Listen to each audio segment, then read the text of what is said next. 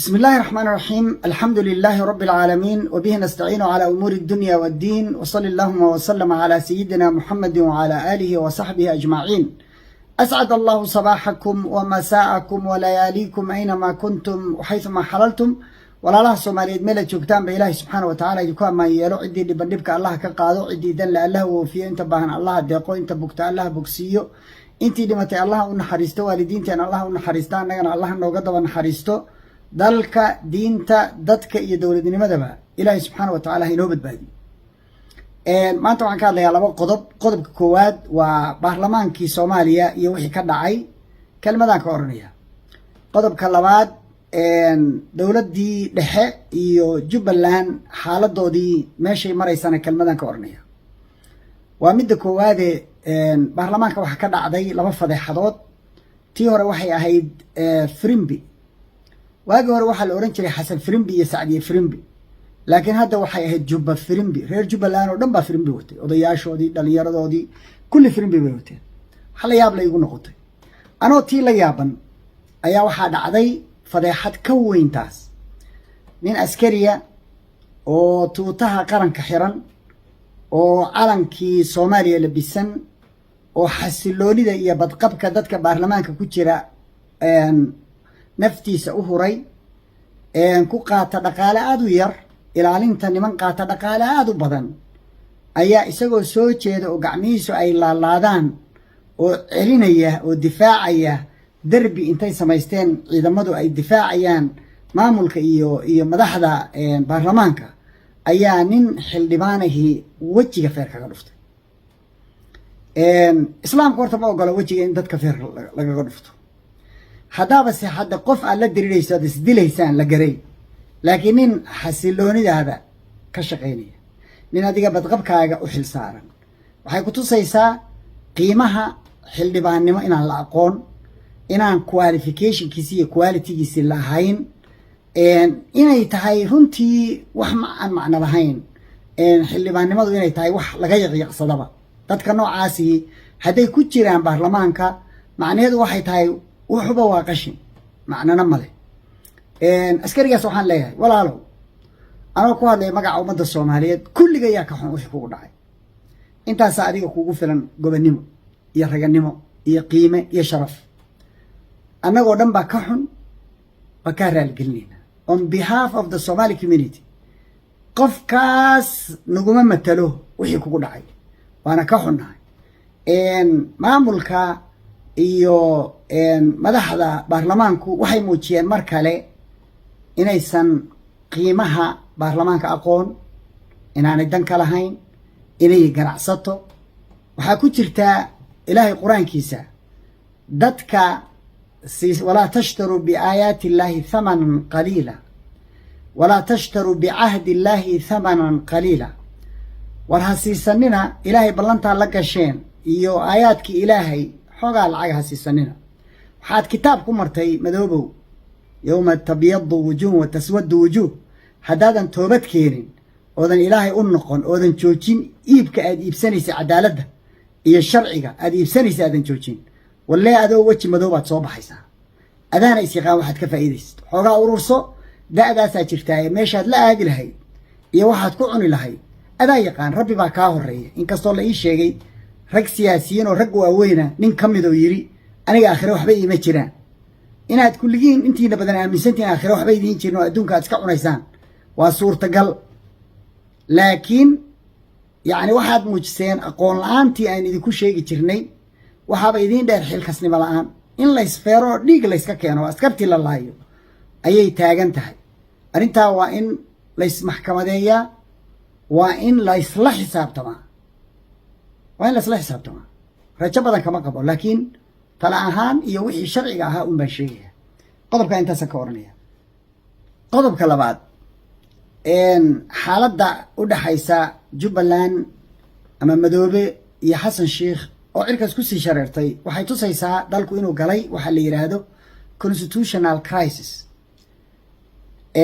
khatar inuu ugu jiro inuu dumo dalku, sharciyaddii dalku inay baaba'ayso. waxaa dhacday madaxweynihii waddanka ayaa warqad wuxuu ka soo saaray maxkamadda gobolka Banaadir. warqadaasi waxay amraysaa أحمد مدوبة ودنبيلا إن لصاحره ويابه مدحوينه دوسن سيداس أدو أنت أقونتي سويتي دولة نمو هدوسن حتى قرن كرين ور محكمة بنادر بلعد يفقو يمين ما قارتو ما حكمته أحمد مدوبة كسماية ترى كاديه أنت هدوس فاهمي كرين أو سنكدع وين محكمة صارين وحلا ياب لوي محكمة قبل كبنادر محاكا خصي كسماية قف دقن بنادر بدقية jurisdiction كماله ومد لباده مدحويني كهوري waxaad ku eedeynaysaa inuu la dagaalamay nimanka maanta dagaalkaagu wuxuu maraya xataa inaad tiraahdo la soo xiro waxa imaanaysa qof maamul goboleeda oo aad in yar iskhilaafsantiin inuu isku soo aaminin Muqdisho because hadaa isoo kismaayo jira leedahay la soo qabto warar baa sheegaya inaad Interpolna ka dacweysay waxa iyadana ka muuqata aqoon la'aan siyaasadeed iyo sharciyadeed political persecution adduunka waa dambi qofka opponentigaaga siyaasadda isku haysaan mash sharciga uma adeegsan kartid mana xiri kartid mana jaaj gareyn kartid mana dacweyn kartid ku qoos qaado Donald Trump oo waliba legal system dhisan oo solid ah oo ma garanaysaa 34 county guilty ay yiraahdeen jury maha dawladii maha jury la soo xulay oo loo yaradiisu ogolaadeen intay baareen ogolaadeen 34 county oo kulligood felony ah inay waxba ka qaadi waayeen oo la doortay waxa la yiraahdaa political persecution ama qofka siyaasadda isku haysaan oo sharciga loo adeegsado oo markaas power abuse baa la yiraahdaa inta hadaada fahmi karin oo siyaasadda aad inta ka tahay adeer dalka ha lugoyn hana baadin waxa se kale ku weydiinaya waxa tiraada koor intaad booca isqabatay madaxweynaha waxa waray inuu istoogto wani ka horri halka ma gaarin wali waxa kale oo jirta أحمد مدوبنا ورقد بصوصاري دقمة كسماية محكمة كتالا وحا أي حكمتي حسن وأي شيكتي إنا صوبا صبرية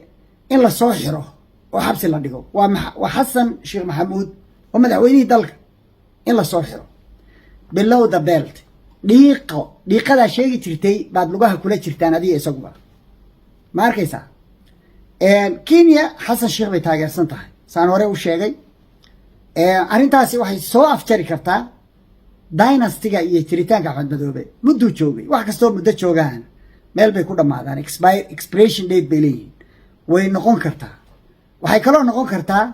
xasano khatartan iyo riskigan aad taabatay waxay noqon kartaa ama aad gacanta hadda la gashay dagaalkii 91 in dib loogu laabto waxaan maqlayaa dad raba inay Axmed Madoobe qabyaalad iyo daarood ku garab istaagaan oo aad iyo aad u badan oo ciidamo inay u diraan ay suurtagal tahay oo inay garab istaagaan ay suurtagal tahay arrintaas haday dhacdo si xun baad u fashilantay dalkiina gacantaadu ku burburay waana lagu kala tagayaa reconciliation-kii arta iyo kii ka horeeyay iyo kii ka dambeeyay halkaas lagu noqonaya waxa la wixii dib loo soo dhisay oo dhan ka kacbad ka dhigtay yaani intii ugu dambeysay xabadii anjeelada ahaydoo saxanka ku xigtay baad laabaysaa hadda isku laabtay waxa aad ka dhaxli doonto ma aqaan laakiin dadka stakeholderska waxaan leeyahay degdeg la isugu yimaado ha laga shiro Soomaaliya Xasan Sheekh kadib say noqon lahayd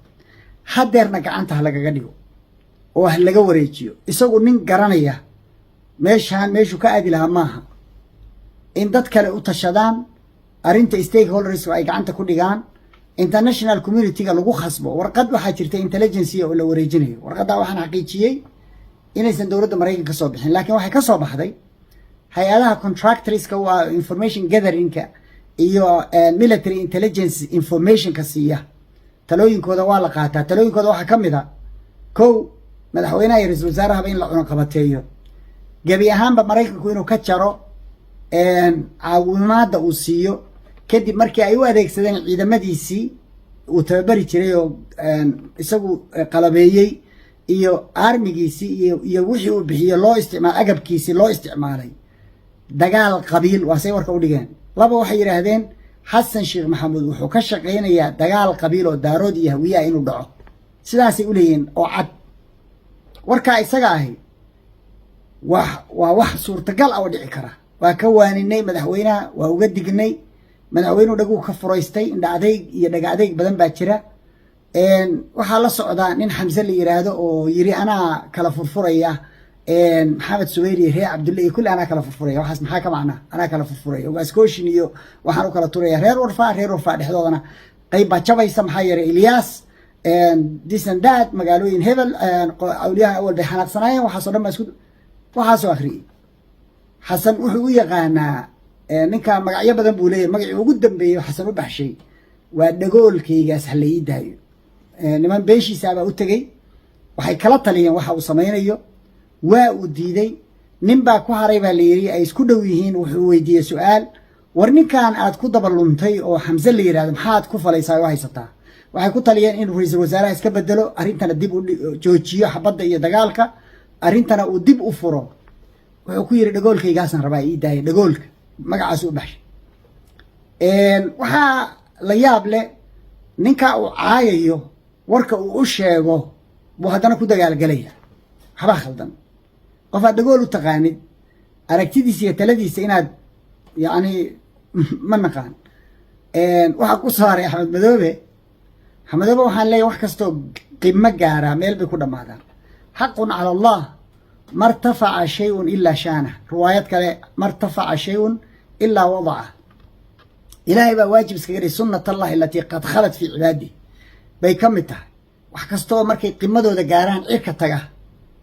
ilaahay uma ogolaa dawaam wax makhluuq leeyahay dhulkuu la jaraa marka ma xilligaagii baa la gaaray dhulka kula go'i lahaa miyaa la gaaray aakhira wax ma kuu jiraan hadday aakhira wax kuu jiraan waa roonta haddii kale hadaadaa is yaqaan haddii aakhira waxa kaa horeeya ay yihiin waxa ummaddu hadda u jeedo adduunkana si fadeexadle iyo foolxumo ay dhici karto inaad ku dambayso hadaadaa is yaqaan waad shaqaysatay ma asaabakum min musiibati fabimaa kasabat aydiikum waa waxaad kasbatay gacantaada ilaahay kuma dulmiyin in allaha laysa bidallaamin lilcabiid ilaahay ummadda ma dulmiyo addoomihiisa ma dulmiyo marka iyaduna waan ogaan doonaa etoobiyaanku waa another factor waxaa la sheegaya doolow inay iska soo buuxsheen say yeeli doonaan ma naqaan waa another case waxaa kaloo la yaab leh nimankii afduub ahaa argagixisadii cidday raaci doonaan axmed iyo xasan yay u hiilin doonaan ciidamadaas kaambooli la geeyey waa go'doon diyaarad iyo waxay ku bixi karaan doon oo keliya doonta khatarteeda waa garan kartaan diyaaraddana khatarteeda waa garan kartaan afarta koonana waa laga fadhiyaa lama garan kan axmed madoobe ciidankiisuna doonyuu ku tegey oo dhexda lama mari karo yay la jiraan afduub iyaduna waa factor waa ogaana wixii soo baxa waa isla soconaynaa wabillahi towfiiq asalaamu calaykum waraxmat ullahi wabarakatu